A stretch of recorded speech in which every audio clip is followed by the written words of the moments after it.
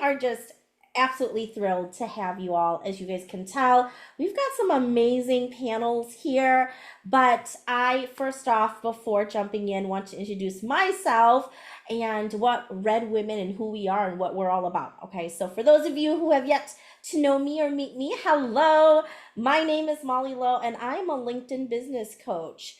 I don't know about you, but I am not on LinkedIn for my health, friends. I am there to make a ton of money to grow my coaching business. And that is exactly how I help my specific clients to do as well, is working with other coaches and online service providers to master the strategy of lead generation, attraction marketing content, and experience-based sales so you can optimize and monetize your LinkedIn presence. Now, I have had the honor of serving as one of the chapter presidents here at Red Women. And so I've been tasked, if you will, to be the MC for our second annual Red Women panel. And today we are going to be sharing lots of different things, but the key piece here is all about our stories. Our stories make us who we are, and our stories, if shared with others, empower and inspire everyone around us. Now, I would love to share a little bit more about Red Women as well. The whole intention of this is for you guys to also get a little flavor of who we are as a group of entrepreneurs. We are all women who all across the world come together once a month to mastermind, to support, to create a community, to learn, and of course, build strong, lasting relationships that lead into business amongst ourselves, in addition to achieving referrals from one another. And so that is a very high level snippet of who we are as Red Women. So now I want to start the conversation. Panelists, if you guys can give us a 90-second intro introducing yourself and sharing a key moment in your experience that helped to shape your journey. So with that being said, I'm just going to go around clockwise on what is on my screen. So Ashley, 90-second intro, please. So my name is Ashley Vaughn, and I am a business coach and mindset and manifestation expert. So I teach entrepreneurs how to scale their business from doing the inner work and aligning their thoughts, beliefs, emotions, and assumptions to that version of them who is living in the manifested reality, whatever vision it is that they are trying to get to. I help them do the inner work to align to that, because 80% of the work to achieve whatever it is that we desire is inner work. So that is what I help people do. I help people scale their business by going within and figuring out what's not aligned and aligning it. Thank you very much. Floor, please. Hi everyone, my name is Flor Ndoli, and I am your inner confidence guide. Really, what I do is really simple. So I just hold the space for my clients to really be able to express themselves, to get to know who they've been up until now, so that we can work together and transition slowly to who they want to be.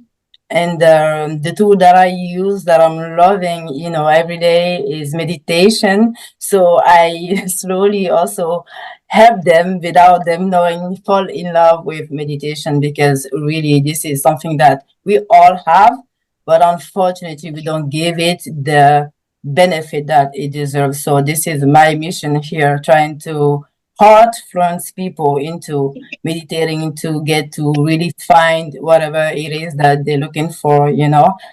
So the people that I'm working with right now are people suffering from anxiety, because this is where I come from. Being afraid of everything. So this is my personal journey, and with a lot of help, a lot of people here actually, that really helped. I slowly got to reconnect with who I am. So I want to share that with other people, to show that it's simply possible, as long as you give the time to yourself, to show up for yourself and just keep some momentum going. So Thank you. Fiona.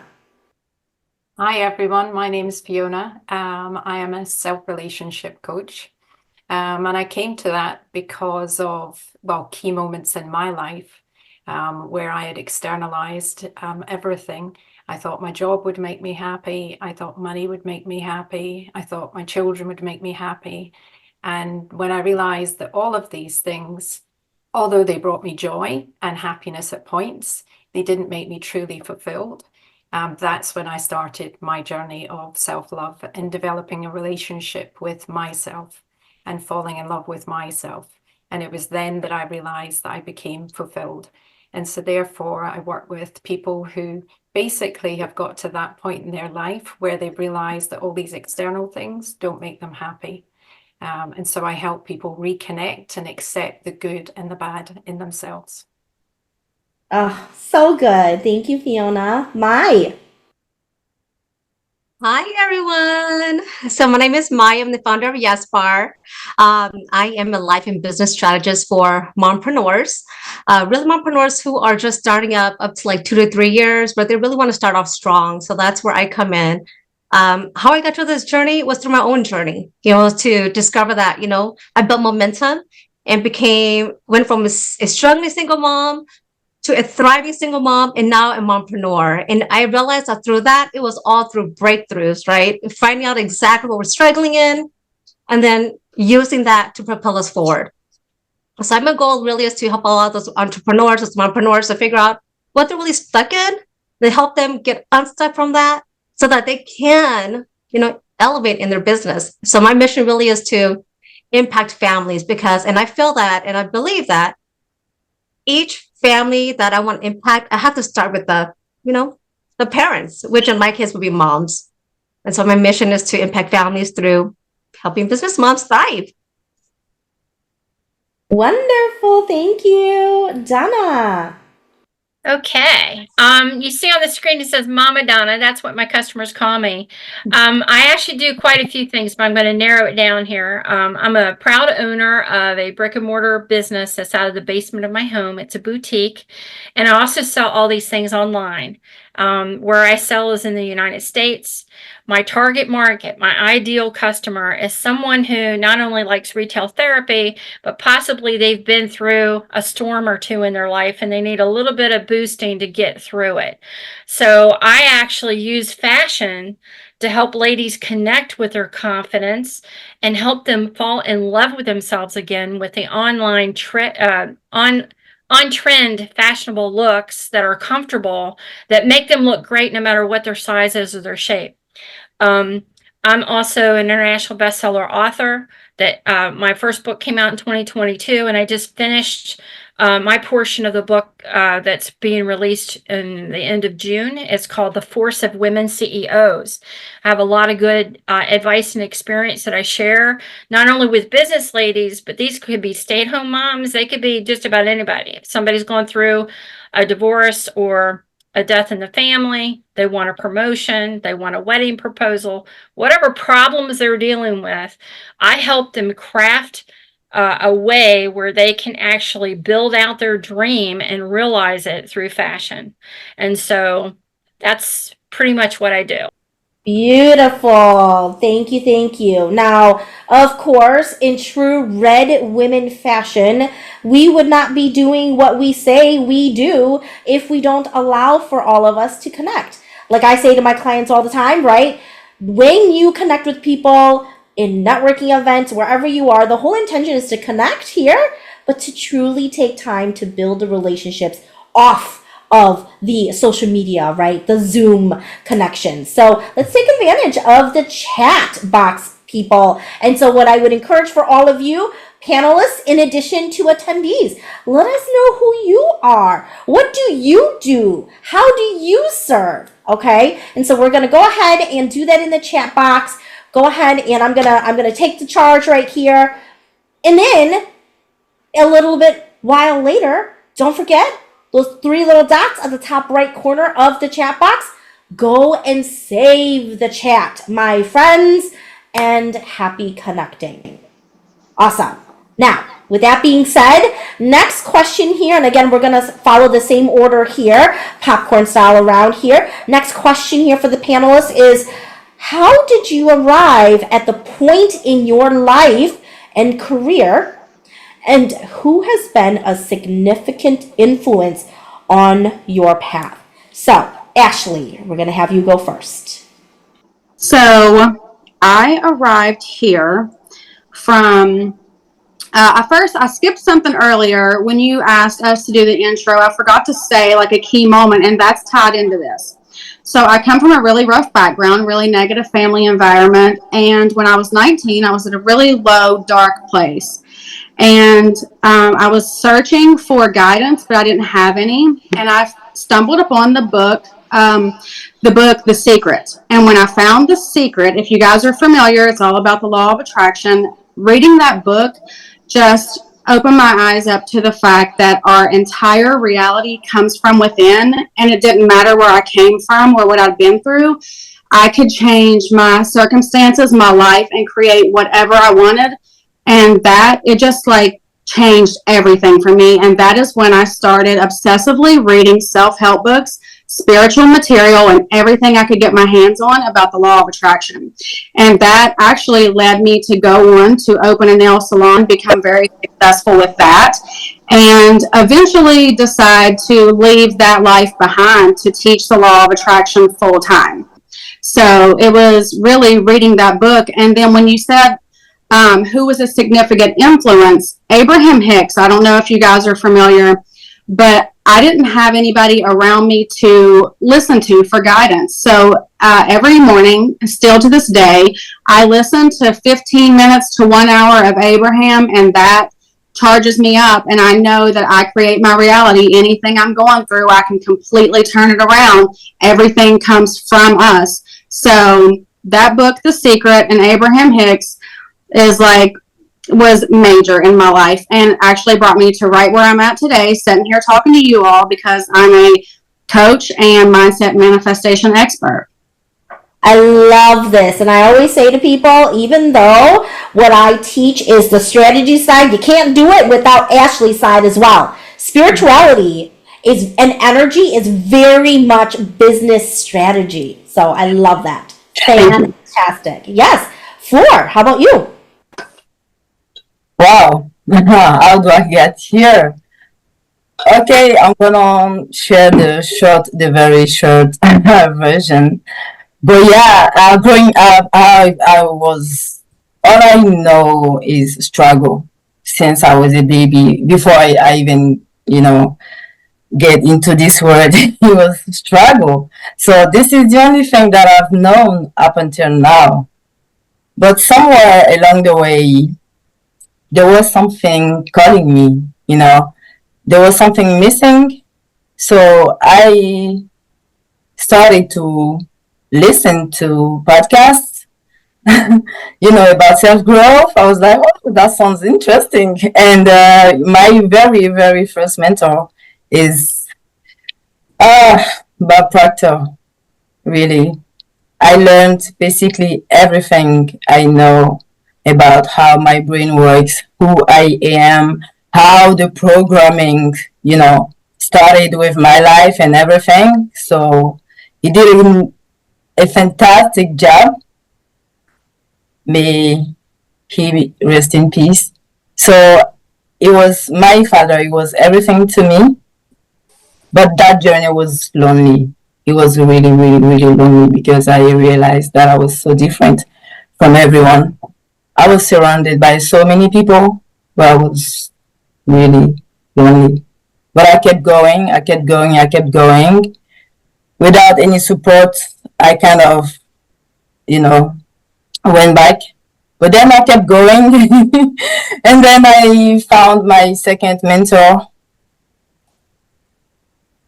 That Asian guy really opened my eyes, I actually went from the bottom to starting to laugh, to actually accept who I am, the crazy girl, the excited, flow. This is how people know me. And today I can sit here and tell my story without crying. And that's a good thing because my second mentor said, the moment you're able to tell your story without crying, that means that there is some healing, you know, that you went through. So I'm happy I'm here. I'm still learning a lot. I never in a million years I thought I was gonna become a coach. You just called me because I've been doing that like naturally because I love connecting everyone I would, meet. I would get upset with self-growth material. Like I won't shut up about it. So slowly I learned, thanks to my coach, to listen to my core. And today I think Sanshu here saw it at first, that I was really going into that direction, meditation, mindfulness, and yoga, and Zen stuff. And this is what I'm doing now. And I have a great feedback with the few clients that I already have. They really like what I'm doing. So that gives me the fuel to keep going and to keep even discovering myself alongside the process. So Thank I you. hope I answered the question. Yes, you did. Fiona, how about you? How did you arrive to where you are today? I think that I arrived at this point because I made the decision to stay here and to really work on myself. And the two most influential books that I read were one by Don Miguel Ruiz, which is The Mastery of Love. And for me, that was what I was searching for. It was the most beautiful love story about how to love other people, but also more importantly, how to love yourself. And that was critical for me at that point when I decided to stay. And then the second book after reading that I read was The 8 Rules of Love by Jay Shetty. And that comes from the Sanskrit. And it taught me how to love both myself, and then when I knew how to love myself, how to love other people and how to set those boundaries. So those were the two most influential books. And since then, rather like Flo, we have a lot of discussions about meditation, etc. And one of the most influential people there, well, there have been two, Master Cole, who is from LA, and he deals in pranic healing, but also the Eightfold Pathway, so the Buddhist teachings, and another gentleman called Dr. Joe Dispenza, who teaches about the science behind the meditation. And so those two people really, I would say, catapulted me into that new way of working and being able to go into the consciousness that is so important and having that relationship with self. Thank you. Oh my gosh, such a powerful reminder that we have to learn how to love ourselves first before we even give any kind of love to anybody else, right? Amen to that. Awesome. Mai, how about you? Hello, it's me again. I am going to bounce off what everyone has said already. So how did I get here, right? That's usually how the story starts. So for me, it started with that too. It's a similar story. I got out of a very toxic marriage, and that was a journey of self-discovery for me. Learning where my flaw was. And I think that was really where it opened for me. I think what pushed that, right? The threshold I had to push through to even get to that point was, I had a really dear friend of mine, where our relationship was at risk because I was such in a dark place. And because I was such in a dark place, I couldn't show love, I couldn't show empathy, I couldn't show compassion, and one day we had a conversation. She was just like, Mai, like, you are a beautiful person, but gosh, like, you need to take care of whatever's happening right here because you can be very ugly, and I think that was when I had this moment where I was like, okay, I gotta do something with this. And so it really started with understanding, going back to my own values, right? And knowing what that is and being grounded into that. And so when I started doing that, I started like listening to all these Audible books, I started, my first coaching program was with Jay Shetty. And so I was like, okay, I need help. And the first step is to know that you need help and accept it. So that's what I did. And through that, there was a lot of rewiring that had to do with my mindset. And then for a long time, I knew I wanted to be an entrepreneur. I didn't know how to start or where to start, what if I even had the skills to do that. But through that, it opened up my eyes. And then I have a long career in sales, and so I went into sales, and I was quite successful in that. And alongside that, I also did a lot of volunteer work in the community as well. And that was when I came across a lot of teens and young adults, and their stories were always, I want to do this, but my parents, right, they can't afford it. I want to do this, but I have a single mom or a single dad, so I have to take care of the kids. And so that got me to think, like, man, I've learned how to get out of that, right? I've learned how to provide for my kids so that they can enjoy these extracurricular activities.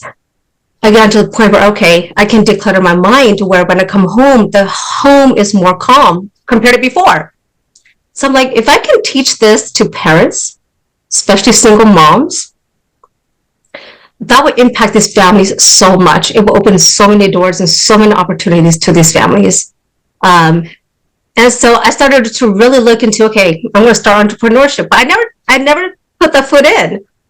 And then when I got quite successful in sales, I was like, okay, this is what I can teach, right? Like if you're an entrepreneur and you're a mom, you're a dad, it tells me that, it tells me that, okay, you have these big dreams, right? And you're taking action, but I want to find those who are still stuck, where they've been in business for so long and they're still stuck still. And I want to come in and really help you, really help you dissect, so that you can help your family, you can help your kids, and you can lead by example. And so that's how I came to where I am today.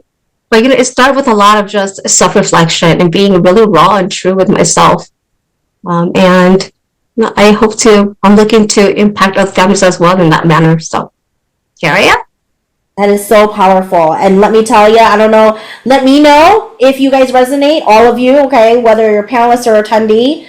I don't know how many of you have heard when people said, oh, entrepreneurship is one of the most spiritual journeys you ever walked on. And that kind of floated over my head. I'm like, what does that mean? Self-discovery, spirituality is the name of the game when it comes to entrepreneurship, right? That's insane. So I love that so much. Thank you, Mai. Last but certainly not least, Donna. So I have an interesting backstory. 35 years in corporate America. And I'll actually talk about an experience that has really impacted me a little bit later in our chat. But the big thing is in 2016, my husband had a heart attack in January and again in October. And in between those two heart attacks, the good Lord saw fit for me to be laid off with about another 3,500 people from a big company. And at the time I was VP for a corporate company, corporate America. And so at the time that I got laid off, there were some, it's kind of weird. It was like I was doing some assessments before I got laid off because I was thinking about transitioning somewhere else, doing something else. And I realized a few things. One, I've never worked for a company who shared my vision and virtues. Therefore, I was helping them succeed, not necessarily me exceed in what I chose, what my mission was to do. I'd have comments from peers and my bosses how I was not HR, but yet I tried to do things and my door was shut all the time because employees were coming in and telling me things. Not that I asked for it. I was very approachable. And so I realized I had a really good gift for listening, and also the advice I was giving women. I was helping them get promoted to directors and VPs inside the company. I grew, there were 6 people that came for mentorship, and I grew it to almost 974 people, I think, over a 9-month period. And so people were hungry, and they were looking for something that just wasn't there in the corporate environment. all of that aside, I had run 2 other companies in the tech field, and I was like, you know what, I could probably do this. And I didn't really know what this was, but my daughter was pestering me for some money so she could sell clothes. And so she was wanting like $5,000 from me to start up. And I told her at first I'd give her the money, and then I realized, what am I doing? I might as well just take it outside the trash can and burn it up, because that's what's going to happen. She doesn't have experience in business. So I told her I'd be her investor, but I ended up being her partner. And after a few years, she decided to quit, and I'm still doing it.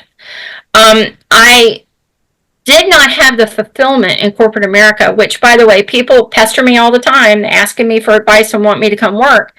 And I realized, the third thing I realized, okay, is toxicity and negativity is rampant wherever you go. It doesn't matter if it's corporate America or some other organization. It can even be church. But you know what? My business, my rules. I'm positive every day. In fact, I do a positivity reel on my private account, and it's linked to my business account. I am very much trying to eliminate the negativity and toxicity that people deal with. And so when they come to me, I'm not charging them for coaching. I don't do any of that. The clothes that move through my boutique is how I make my money. Everything else is from the heart. I walk in love. I listen. If they ask for input, I help them out. But at no time do I ever encourage somebody to be negative or toxic in how they approach whatever problems they're dealing with. And I think that's what sets me apart from just about anybody else. And by the way, I'm going to tell you this because Kiana wants me to make sure you know, I'm actually a LuLaRoe dealer. Okay, I've been doing it for 8 years very successfully. And yes, if I look familiar, they took my video, my pictures in the documentaries, and they used it without my permission. There's a lot of stuff that was promoted for LuLaRoe that is not really any truth to it. So I'll just leave it at that. But anyway, I wanted to let you know. And I love that you said dealer because, oh my gosh, does that not carry weight? Oh, I love it, Donna. And so true. I can resonate. I know many of us can when it comes to that toxic sense of urgency, right? I think it's important. I mean, all of us as an entrepreneur, sales is a part of what we do. And where are you really pushing toxic urgency versus allowing for that balance of alignment first, right? So that's fantastic. Right. Yeah. All right, my friends, we're going to now break to the next part of our panel conversations about our stories. And these are all specifically hand-selected questions for our panelists. Now, panelists, just a friendly reminder, we want to make sure that we are respecting everyone's time. 90 seconds, y'all, okay? 90 seconds, all right? So, with that being said, we're going to kick it off with Fiona's question. And her question is, what boundaries have you encountered in your personal and professional life? And how did you overcome those? Now, I was thinking about all the different boundaries that I'd encountered. And when I was doing that reflection, what I actually worked out was that there was something more important that I needed to get in the 90 seconds, which was the common theme between all of them, which was that what I needed to do to overcome them every single time was change my perspective. Okay, so whenever I encountered something, a problem, I needed to look at it and think, first of all. And whenever I did that and actually thought about what the other person might be doing, what their motivations might be, and also how maybe I wasn't thinking about it in the right way, or perhaps I didn't have enough information and maybe went and did some research on a topic, that by doing that, I was able to inform myself and then change the outcome entirely. But if I didn't do that, whenever I didn't do those things, that's when I fell down and the result would not be good. So that was what I learned. Bravo. Something to be said about reflection, right? There's so much on that. Beautiful. Thank you. Next, we have your question is, can you share a specific instance where breaking down a barrier led to personal or professional growth? 90 seconds, huh? All right, let's do this. I think for me, it would have had to be learn to let go. In my YesBar program, I have this process. It's called the A quads, and it's asking for help. I mean, acknowledging that you need help, asking for help, accepting help, and then applying the help. And so that's what I have learned. I've learned about letting go. Stop thinking that I got it all. I used to be that lady that I had it all, that mom that I had it all. What that didn't happen, what that did do was it actually hindered my progress. It made me overwhelmed, stressed, exhausted. And so I had to really break down that barrier of, hey, I can't do it all. There are things where I can delegate. It's okay to ask for help and not feel shame. There are people that wants to help, accept it. So I think that was a huge barrier of mine that I had to really break down. And through that, it actually allowed me to flourish. It allowed me to tackle tasks and goals that, helped me reach milestones in my life. And not only that, it helped me lead by example for my kids too, which was so important for me. So yeah, I was still letting go. Absolutely. Mom to mom, I was just about to break out singing Frozen's Let It Go, right? But I mean, Elsa knew what she was talking about. So there is. I sure did. Yes, she did. Fantastic. All right, Ashley. Now she's got a two-part question here. So we are going to start with the first part.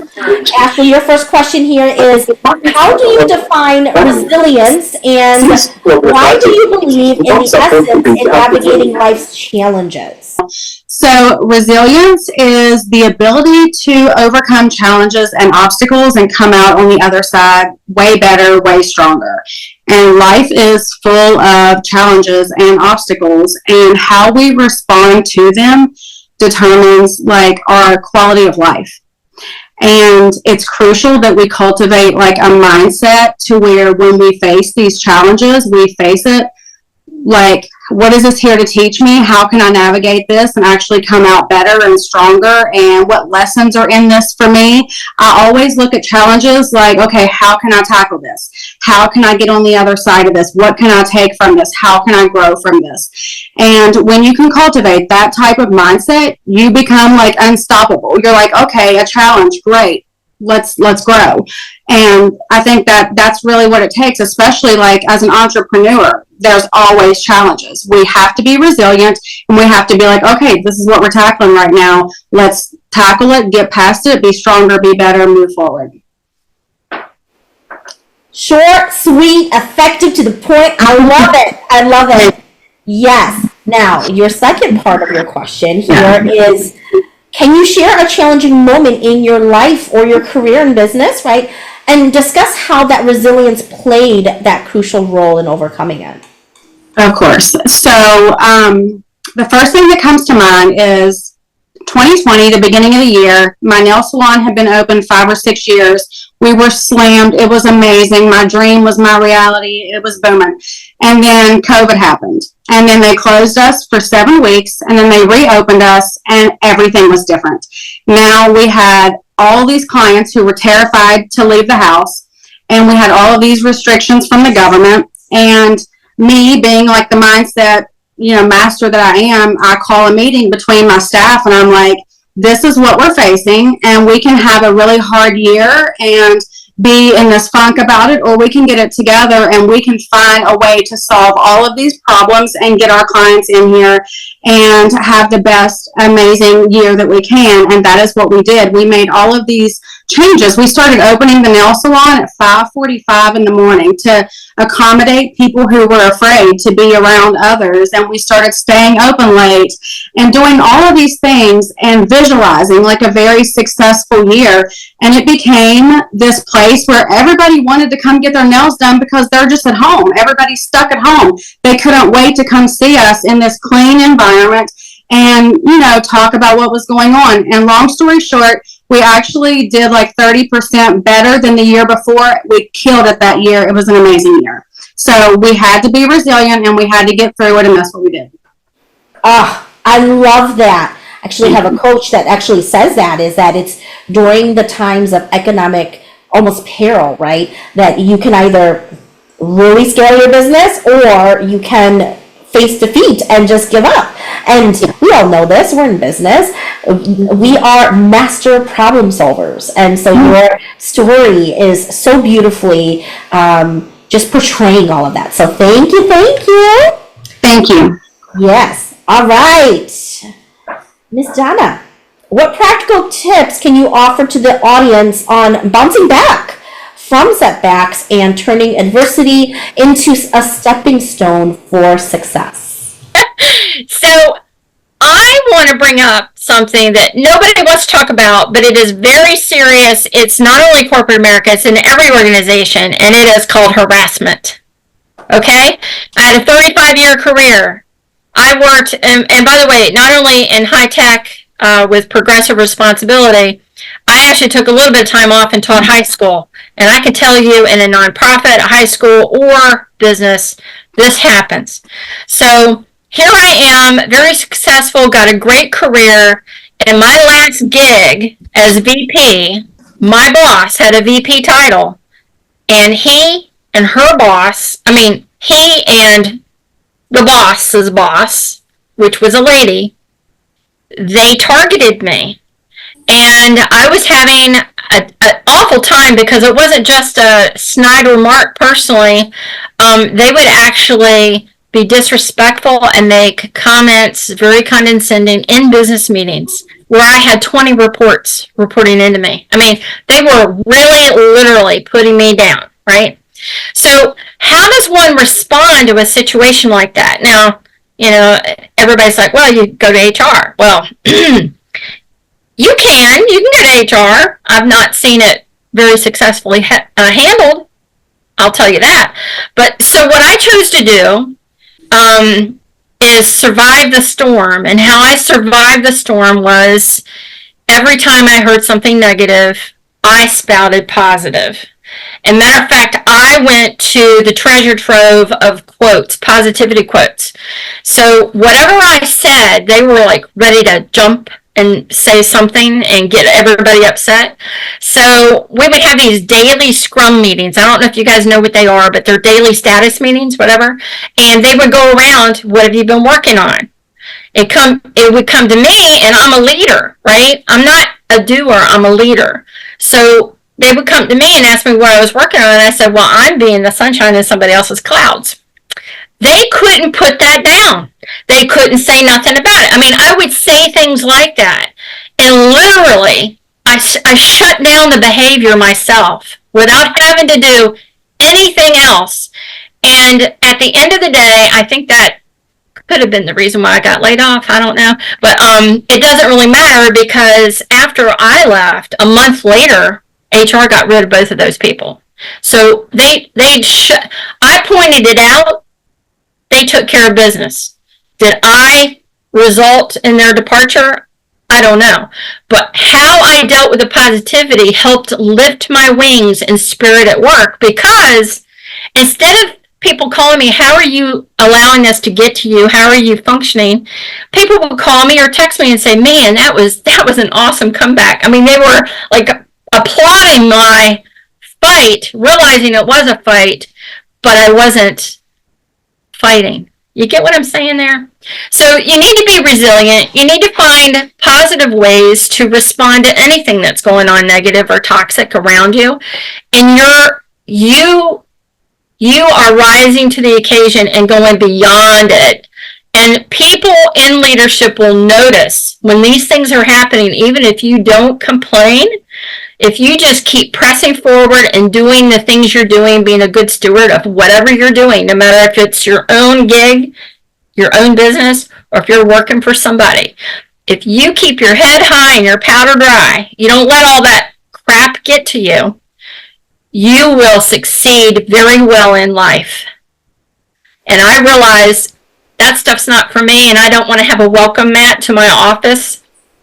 So I'm doing my own thing now, and I'm very, very happy.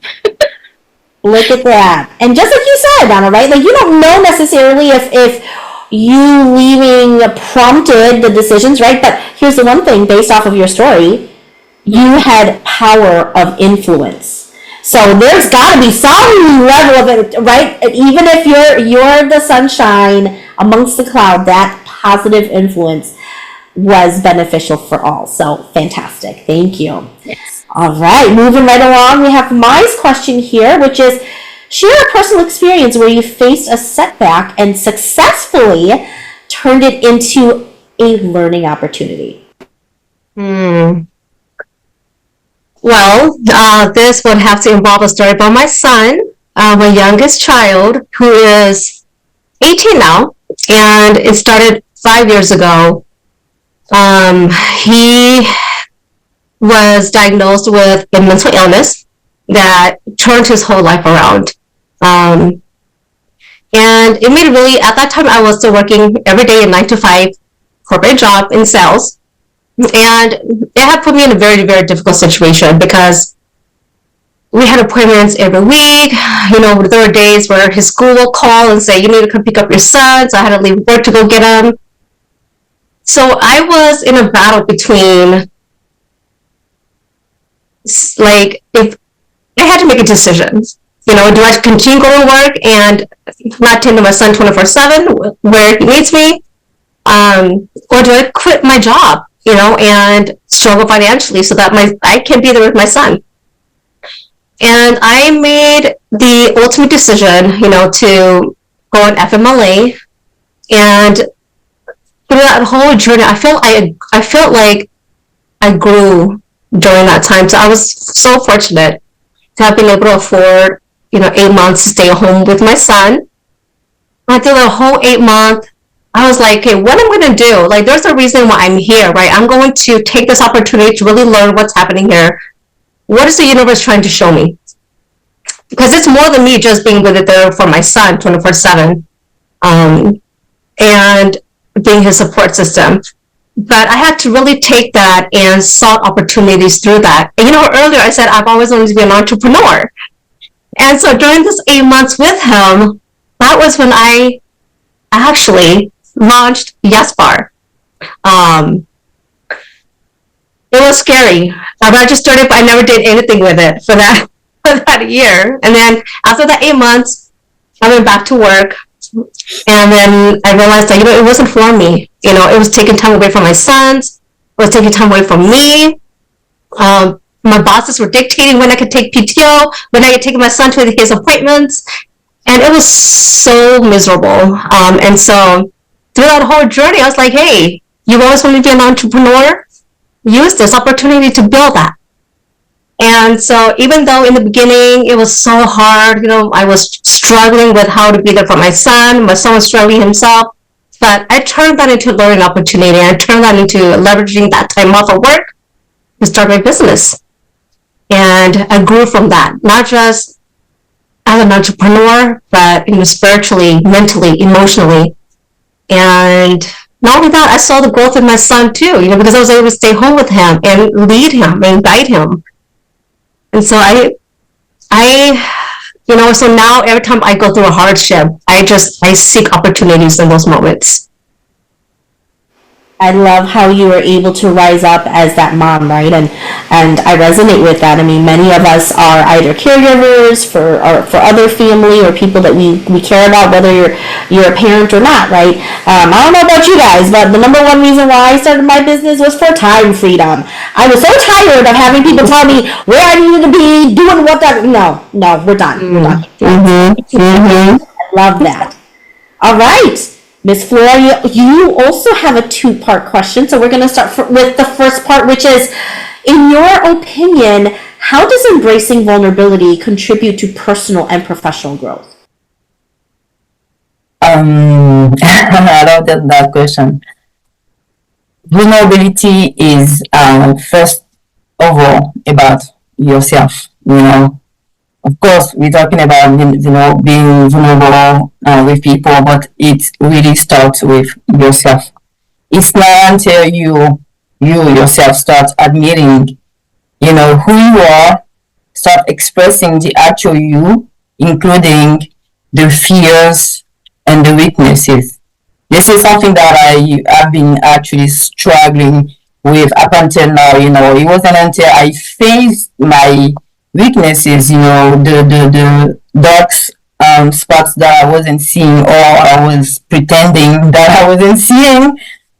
It wasn't until I really started to face them and I really embraced them that really everything started to shift. I mean, in my personal life, talking about relationships, it wasn't until I really started to become vulnerable. Out of nowhere, I had all those people around me. I was like, wow, how did that happen? Right?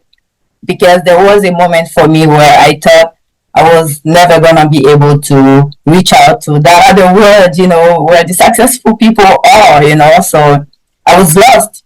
But then I started to actually do it, show the world who I am. It wasn't always easy, but there was something really interesting because the more I was thinking that I had nothing to offer, the more I was actually offering whatever it was, So it really starts with you starting to admit to yourself your weaknesses. That's all. Because when you start doing it with yourself, then you automatically start transmitting it to others. Really, and that in turns, because I mean, if you don't mind admitting that you are wrong, so what? You're allowed to make mistakes, right? So the person in front of you is like, wow. So if they were like about to confront you, since you just admit it, there's no more confrontation, and you gain respect from that other person. And as a leader, you really don't have any trouble admitting when you're wrong.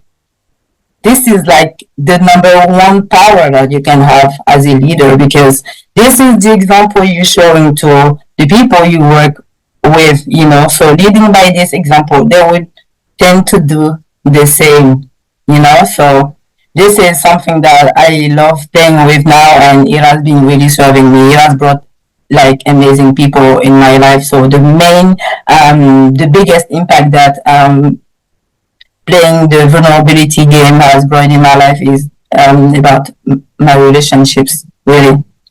Absolutely. Awareness and relationships, right? That's fantastic. Awesome. Second part here for you, Flor. So can you share a time when embracing vulnerability, okay, had a positive impact on your journey? I have a beautiful experience. I went to that retreat with Sanshu and other people around here, but most of us here are familiar to it. And yeah, when you have trouble trusting, you have had trouble trusting your whole life, admitting your weaknesses again, and embracing your fears in front of people you don't know, embracing yourself, facing yourself in the mirror, trusting all those people was like kind of like death in the moment when I was actually doing that. But because I made the decision to do it, to be as vulnerable as I can, as I could, never done anything like that before. And yeah, I got back from that retreat. I actually started to live again. That led me to start working on my business and really affirming more my, identity as a coach, as with the things I'm doing, really. And that is so beautiful. People resonate more when we are real people, right? Like we're not expected to be perfect. And so when you can tap into that story, it really does help other people to see how powerful you are through that vulnerability. So that's fantastic. Thank awesome. You. All right, Fiona, here's your second part question. For you, how do you see storytelling as a powerful tool for empowerment, and why is it important to inspire others with that? Okay. So this has so many different angles that you could come at this with, but I think personally, from listening to everybody here, all the other panelists, when they've been telling their stories, the most important thing to me that strikes me as is that you can see yourself in each of the stories. And that gives you two things. Firstly, it gives you hope, because you can see that somebody else has made it through, and shows you that it's possible to achieve it. And that gives you an ally after that, because then you can approach that person and connect with them, and you can realize the same steps. So it just gives you that additional feeling of comfort that it's going to be okay. There are other people out there that can help. You just have to speak to them. And they'll tell you all the detail about all the struggles they faced. And I know that everybody in this group, it has that supportive nature that can just take you from step to step, as I know that so many of you here have done for me. And I've been able to see through all of your stories how I myself can improve. Such a beautiful articulation of the power of storytelling, because what really stuck out to me and what you said was we do see ourselves, right? When someone's telling their story, we instantly think, because we're all vain, to be honest, we all think about ourselves in a lot of ways, and we're like, oh, how can I relate to that, right? And it's that commonality. And of course, because I'm strategy, right, storytelling is the core, the heart of attraction marketing content. It is to help people to understand, right? Like, oh my gosh, okay, if Fiona can go ahead and use this and her story and her obstacles, there's a light at the end of the tunnel. So beautifully said. So much better than what I could have ever said. So thank you. Next we have Donna. Donna, for you. Share an example of a story, either personal or observed, that had a transformational effect on your life or on the lives of others. There's so many stories to pick from, but I'm gonna build on what Fiona was talking about. We learn so much from each other. I personally, and I'm going to share something with you that will be startling, most likely. I actually was born into a home where neither parent really wanted me. And when they got a divorce, I moved to the deep south. And I lived where there was no hot water, no heat. Food was a lot of an issue, trying to get food. And in all of that, I wasn't sucked into that world, that poor poverty world. I decided to invest myself in reading books. I couldn't go on vacation, therefore I read a book and went on vacation. I knew education would save me from the situation. And I am a self-made person. Nobody was behind me. Oh, you can do this. I did it myself. Well, it would be wrong for me to say that I get credit for all of this. The good Lord lighted the path for me, and He helped me figure it out. But I was emancipated as an adult at 17. I was a runaway kid. I was in foster care, all kinds of stuff. How did I find the right guy and marry him and have wonderful kids? I have no idea, but my struggle started at birth. I wasn't wanted, and I heard that a lot, okay? And where I'm at today, if I hadn't been born, there have been people that probably still would be looking on how to fight their way out of a wet paper bag, because I was able to help them see a way that they could do it. And so how many people I've impacted, I have no idea. But what I can tell you is that there was a humbling experience in corporate America. I fell into the rat race just like everybody else. I don't know what I'm doing here. We had a boss that was, I'll just say politely, a butthead. And I walked into an office, one of my peers, and I sat down. I was so frustrated, and I didn't ever complain. But my comment to her was, I don't know why the hell I'm here. And she turned to me, and she looked at me straight in the eye, and she goes, I know why you're here. I said, well, can you please educate me? She goes, yeah, I prayed for you. I prayed for you to come and fix this problem. And you know what? She just humbled me. It all came together for me. and I was able to take charge of the situation. I fixed the problem. Lots of people were happy doing cartwheels in the hallway. I mean, it was just crazy. But the thing is that it's not about me. It's about having a servant heart in what you do, no matter if you're a leader or if you're a worker bee, right? It's what you choose to pick up as your profession. How do you, at the end of the day, make a positive difference to other people in their worlds? Because when you do that, you are instantly happy.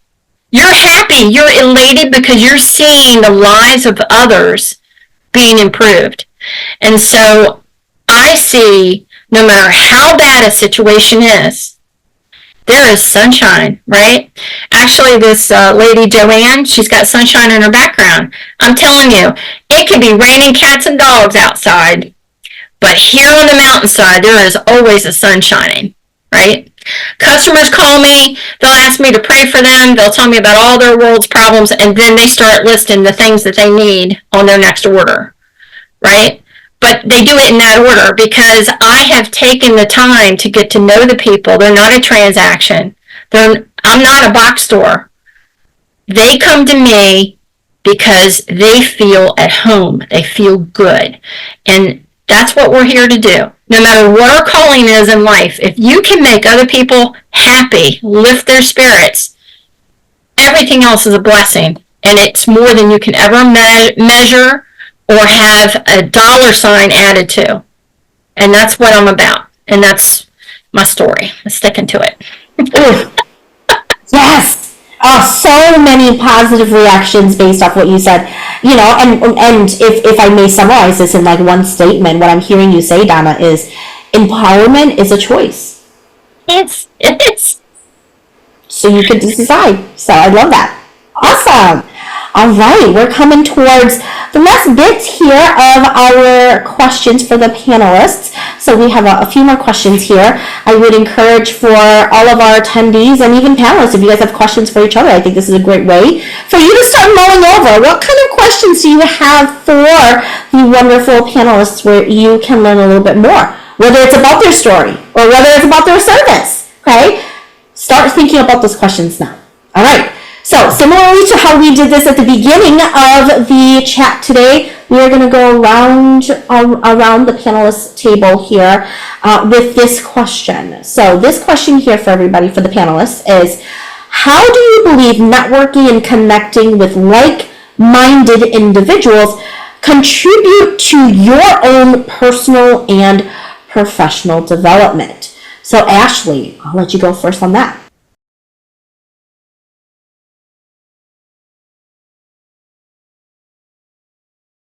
And I own a publishing company and I love this and I would love for you to send me your book and I will help you publish it and get it out there. So had I not listened to my instincts and went to that manifestation summit, but also showed up 2 hours early because I felt the guidance, I wouldn't have met that man who's ready to publish my book, who's a 12-time best-selling author of self-help books. And it was just like the universe really puts you where you need to go, but you have to like follow the guidance. So I think it is key. How is it that you can be any more like awesome than you already are, Ashley? Like she really brought in your specialty and your expertise of manifestation into networking. What? Yeah. Oh yeah. Like every aspect. Yeah. Beautiful. Thank Floor, you. how about you? What do you believe is the power in networking with like-minded individuals? The number one benefit of networking is literally all I have now. Really, everything that I do, I went from being, like I said before, in that environment where I thought I would never change my life to out of nowhere. I mean, if you look at my calendar, it's all meeting. Yeah, it's everything to me. And basically, right now, I have like very, very, very good friends. Some of them, we've never met in person, but the connection is like, another, the next level. So for me, it's everything. And I remember that challenge that I was supposed to go through with Fiona about connecting, about really surrounding yourself with like-minded people. So really I can humbly say that today I am so blessed to be surrounded, like literally everyone in my entourage right now with somebody who really thinks like me. And I've been having just a lot of supports like crazy, even ideas in my business that I wasn't thinking about, just because I was just connecting. And yeah, I'm growing, I'm improving my work, every day. And I'm learning constantly from, people's life. Really, the learning is constant, and I love it. So for me, connection is everything, literally. So beautifully said. I totally agree. Some of my greatest business besties and friendships have been in communities of like ambitious individuals, right? So that is fantastic. Awesome. All right. Fiona, how about you? The power of networking. Okay, so I'm going to come at it from two different directions here. First of all, you might have to remind me because sometimes I forget what I'm talking about. But first of all, I would say I come at it from the point of view of serving in the connection. So for me, the most important thing in that connection is that if I have information or if I have information about other people that I know are in a better position than myself to give you information, then if I can put you together, then something beautiful is going to happen. So it's not just about like first level connection, it's about second level connections as well. And like creating this massive body, like moving forwards. And what that does is it creates trust and just creates this beautiful space where like love, trust, joy, peace, everything grows together. So that's how I'll come from networking and connection. And that's what I get from it. And that's what, I hope that everybody that I put together gets from it as well. Yes. This is what we mean when we say, who do you know, right? Yeah. Who needs to know me, right? Not necessarily do I need to know you. I think it's great, but I love that different perspective. Thank you, Fiona. Mai, how about you? So how I see connection is kind of close to what Fiona said. It is a two-way street, especially if you're someone who was who was in a space where I was, right? I had a big support. I mean, I had a support system, but there's a saying that you are who you hang out with. You are five of the closest people you hang out with, and that was kind of the situation that I was at, and until I learned the power of networking and the power of connection outside of your inner circle, because I love these people dearly, but I knew that in order for me to step outside of what I've always known, I needed to network. I needed to learn from those who were ahead of me and model what they did. And so that's a part of networking, and that's what helps me get out of my own way. So that's the first way of doing it. And then the second level of networking connection is I want to pay it forward, right? I want to pay it forward. Whatever I've learned, I want to share that. I want to share that knowledge. I want to share that skill set. And even though we don't work together, if I meet you at a networking event or if we connected somewhere and there's something you need help with, I can share that with you. So it's building its community, is building a tribe, it's building a support system that you typically don't have in your inner circle. So that's what I see as networking and connecting. Thank you, Mai, so much for sharing that.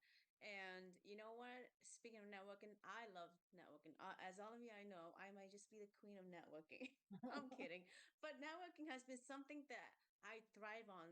And I like last year, I'm like, oh my gosh, I network so much. I don't even know what to do with these emails. And suddenly the world of marketing is all now through emails, right? And wow, that's what I have embrace on. That's what I utilize on, and that's how I kind of build my business off that.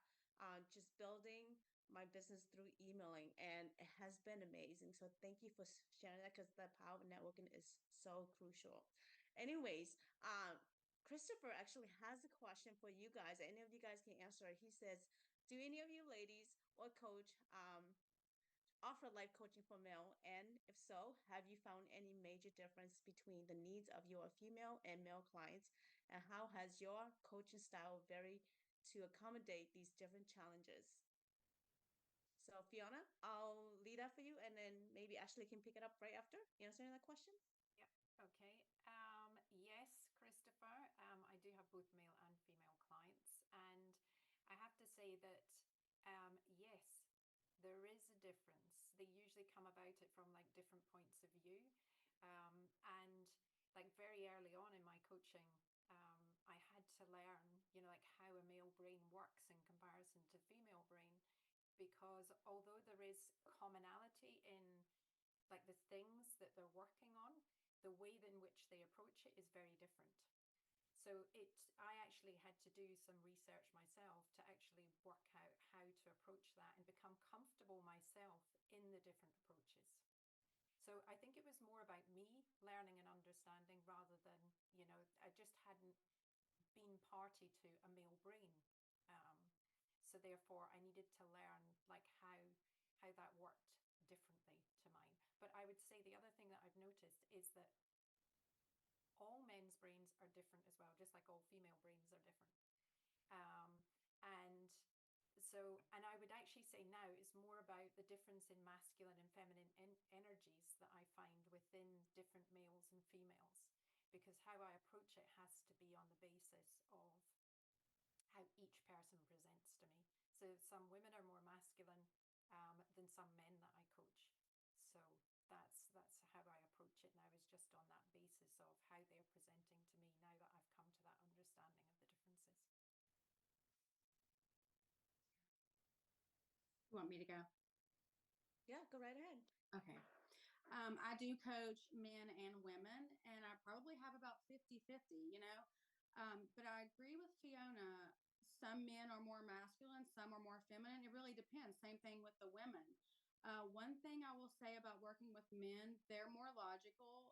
So, they have a lot of interesting questions for me with trying to navigate their emotions and their feelings about certain things. And so it's definitely, it's different, but I hadn't really thought about it until you asked this question like in depth. So I'm still trying to like process it myself, but I love working with both the same, and we're all different individually. Men and women, we're all different. So the only thing I really can say is I think I was surprised at how emotional men get and how vulnerable they get with me. Most of them cry during their first or second session, even diving into money blocks. The money blocks stem from feeling unworthy and things like that. So that was surprising to me. But I love working with men and women. And yeah, the only difference really is I feel like just a few minor differences and them being more logical. Thank you all, and thank you, Kiana, for taking over for just a few moments here. I'm back. But what a wonderful question, Christopher, honestly. And if I may just throw my 2 cents in here. I know I'm the MC, but that question really piqued my interest. Here's the thing, about 89% of my clients are female, with the remaining 11% being males. And this it really allowed for me to look at my own biases. And this is tied to what everyone else was talking about for awareness. You attract very similar people to yourself, right? A lot of the times we are our ideal clients. And then you come across, right? I had a white male, blonde hair, blue eyed guy saying, I want to work with you. I'm like, what can I do to really help you though? Right. And it was me facing my own biases of, okay, do I believe that I can actually support a man? And the second component of when I started to say, you know what, let me see if God wants me to do this, let's give it a go, was this. The men who worked the best with me, how do I say this? I'm just gonna be a straight shooter, y'all, okay? They are more submissive to their female individuals in their lives. For example, they saw their mom, their grandma, their aunts as really influential people. Their wives really help them to process things. They respond different to a coach who is a woman because of the sense of hierarchy, nurturing, and just the emotional psychological safety and spaciousness that I was able to offer, very similar to what Ashley said, to them. And so it was helping them to be aware of that. So I find that when male clients reach out to me, it's because they typically are willing to surrender to the leadership of their wives, their mothers, their aunts, sisters, that kind of thing, which is so interesting. So, okay. Mhm. Fantastic. Christopher, did that help you? I want to chime in here for a second. Please. This is a different angle. Okay, the 35 years of work, I'm not slamming anybody here. Okay, I just want to tell you general observations. I enjoyed working with guys more than I did females, and the reason why is guys were direct. They didn't want to necessarily latch on, make a relationship connection, tie my time up, if you know what I mean. Females, they're trying to get an angle in there that they can kind of like, connect with you and have something in common. It happened a lot. So what's interesting is in my business now, there's people that knew me previously and you know me now. There are guys that shop with me for two reasons. One, they're looking for tops for themselves. Yes, I have gender neutral tops. I can help them out. But a lot of the guys that come and shop with me is because I already know the preferences, the body shape, what looks great, what size, what their favorite things are. You pick a holiday, they're coming and they're shopping, or they're buying a gift card and giving it to the lady and saying, go shop. They're happy to pay the credit card bills because she's happy. She's coming off of some sex or something. I mean, I don't know, but I'm just saying there's a place for everybody in every business. And I just noticed that it could be because I was in an engineering background, high tech. It was mostly guys. Very rarely would you find women in the workplace that were doing what I was doing. But the thing is that they're both likable. It's just that the more you get promoted, you have this thing called time you have less and less and less of. So if you saw a woman who wanted to be your friend or connect with you, she tended to suck more time than what you even possibly humanly had to give. So just a very different point of view on that. I love it. I love it. Such good conversation, right? Yeah, let's like I always say to my clients, it's always fantastic to be lovingly challenged, to really think outside the box. So fantastic. See, All this right. is why we always have one guy. Yes, Christopher, that's you right. you have sparked a whole great conversation, so thank you so much. Absolutely. Okay. So as we continue through some of our closing questions here, again, Christopher, I know you have another question here. So after this question, we'll jump into your other question here. Anybody else have questions? Feel free to drop it in the chat or raise your virtual hand. Next question here for the panelists. Okay. Now, of course, as we aim for attendees to leave today's chat, this conversation, feeling inspired and motivated, what is one message or piece of advice that you want them to take away from today's conversation? We'll start with Ashley. Since I am a manifestation coach, it has to be that as hard as it is to process, we manifest the good and the bad. Every single thing happening in our life comes from us. But when you process this and you understand it, it gives you so much power, because once you look at things that are not favorable, something that you don't want to be experiencing, you think, what did I do within myself? What do I believe that I manifested this into my reality? And when you do that, you start to then consciously manifest everything, because a lot of people are just running around unconsciously manifesting all of these things. When you understand that everything comes from within, life is a mirror of our inner self, then you can start to consciously create the most amazing life that you're obsessed with and that you love. It's just all about inner work. So if I could leave y'all with anything today, it is look at everything as, what did I do to bring this in my life, good and bad, and start to bring much more good than bad. Fantastic. Floor. Wow, that was beautiful, Ashley. Thank you so much. And yeah, same here. The work that I do is more of an inner work. So if I have one piece of advice to give is to really give yourself the time, the space that is necessary to at least know who you are and what you actually want to do, and stop fighting life so hard because it's the fighting of life that creates all our misery. So really, it's with the space, the time you give yourself, that you're gonna be able to help all of the people that you can, because you can't ever pour from an empty cup. Yes, yes, yes. Isn't that the truth? Fiona, how about you? I would say that be true to yourself and honor yourself in every single thought and action that you take. And if you do that every single day, then you will live a happy and fulfilled life. Look at that. That embodies everything that today is all about, right? Your story is who you are, embodying who you are, your authenticity. Lovely. My, Um, I would say give yourself grace. I think that we can be so hard on ourselves. And so I would say give yourself grace. When you feel that you have fell short, reflect again on how you overcome some of your biggest challenges, and know that if you're just patient with yourself and give yourself grace, just bounce back and get on that wagon again, you'll overcome those challenges again because you've done it before.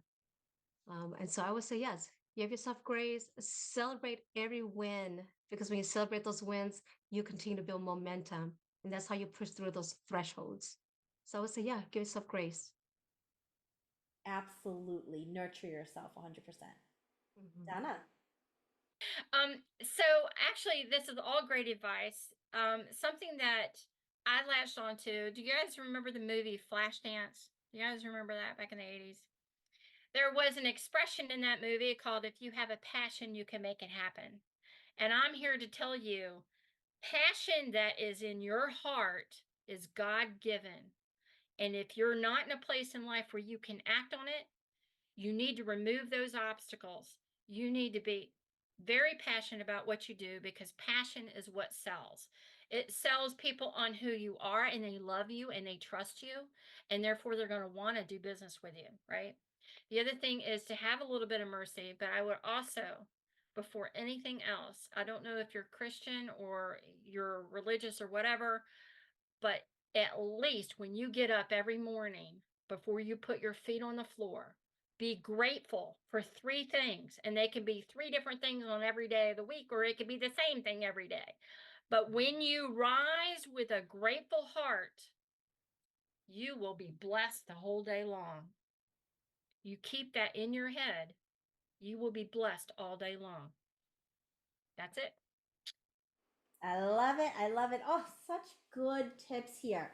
Now, I'm going to spring a little bit. We're going to go into Christopher's second question here. So, Christopher's second question is, what is your vision for the future of your life coaching business? This is really good. Who would like to take a stab at that? I could take a stab at that first. Christopher is like bringing in those challenging questions. So as you know, right now I'm just working strictly with mompreneurs. But my short-term goal is to expand that to working with men as well, because they always ask, why are you working with women only? And so I'm going to be expanding that. So that's my short-term goal. But my long-term goal is, to be able to speak to in front of thousands of people and making impact.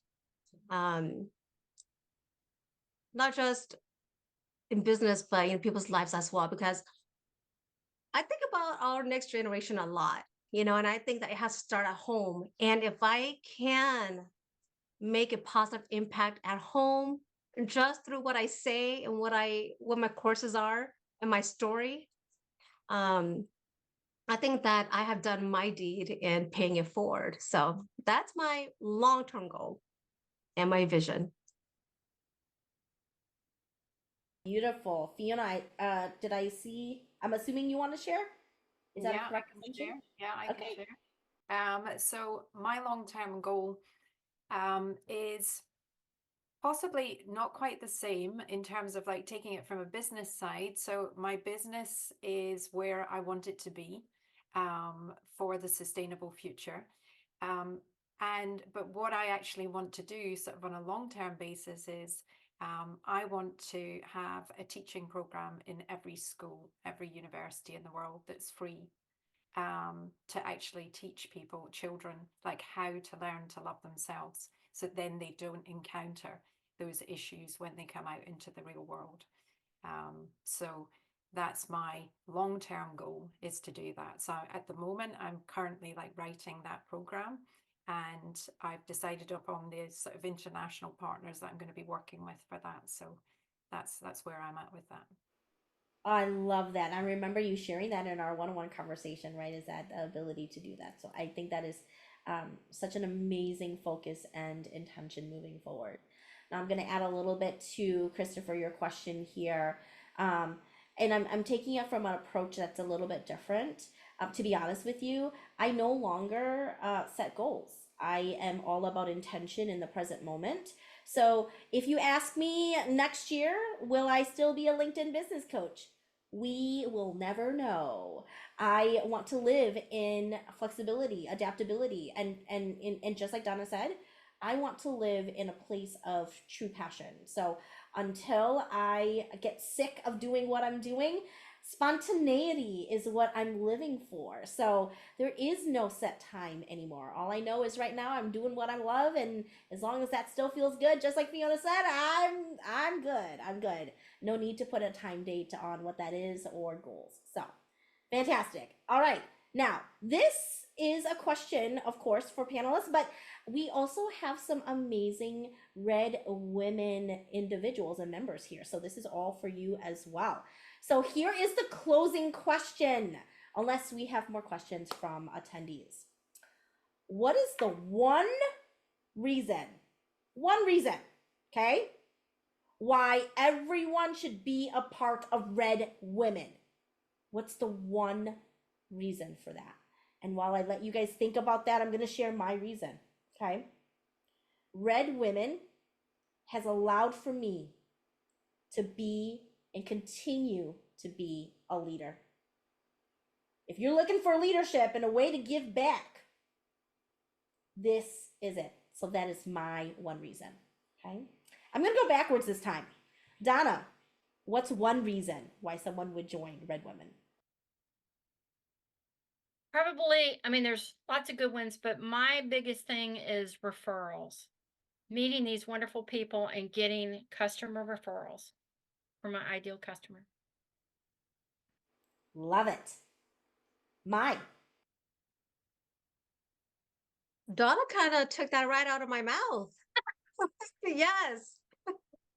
Referrals through connections, networking. I mean, when I got into Red Women, Kiana was like, I want you to be president, right, of this monthly networking event. And that was a great opportunity. And so, yeah, definitely connecting, referral. I think we can put that in one thing. Yes, that's why you have to join Red Women. Thank you. Fiona. I would say that for me personally, the most important thing is the support and the fact that there is always somebody there that you can ask a question, you can bounce ideas off of. There's nobody who will turn you away. They're all super friendly people who are there to serve no matter what. Absolutely. Floor. Really, since you guys said said it all, what I'm gonna add is really the proximity, with like-minded people, because this is really serious. There's the referrals, the connections and everything, but the learning. I mean, you keep learning. It's constant, at any point of your life, there is something new that you can learn from, organization like that. And there's also a sense of safety, like Fiona said before, seeing that being, around all that energy is some sort of fuel to, that keeps you going, that reminds you constantly that it's possible, so you don't allow yourself to fall back, because you always have those inspiring insights, from whomever. So really, for me, it's like really the proximity. I love that. Thank you. Ashley. Mine is a little different. It is because we energize each other and we build momentum together. And when I get off these calls, I just feel so good. I always have a good day after our calls, and you guys will give me helpful tips that, some of them are, very, very helpful to my business. So it's just the energy of the group and the momentum it helps you to carry through. Yes. Yes to that. And I'm actually going to ask Kiana. Kiana, what is one reason why someone should be a part of our group? You know what? I'm gonna say all of you guys stole all the words out of my mouth, because the whole main reason of why I created a Red Woman was to build referrals, to build connection, to inspire support. And Molly has said the most important word was leadership. I wanted to give every woman that joins Red Women a chance to have a leadership, position in Red Women, so that you could see how it feels like to lead someone, how to grow your business to the next level by the support of another leader. So this is why Red Women is so important to me. And so, Molly, I know I didn't have one word, but because everybody stole it from me, so that's pretty much it. And one thing I actually want to leave is that Red Woman is so important. You never know. I know that right on my screen, I see Molly, I see Fiona, Donna, Ashley, Flora, and then on the top with the audience, Joe, Christopher, Sharon, and Diane, and Joyce, and the rest, right? Just wanted to know, just pretend you all sit next to each other.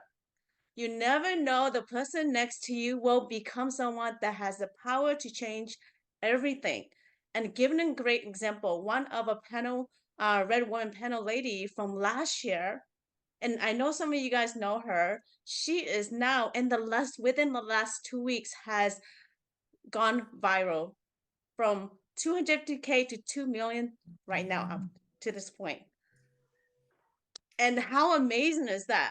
But it's the things that we say and we do that can empower and change the way people see us.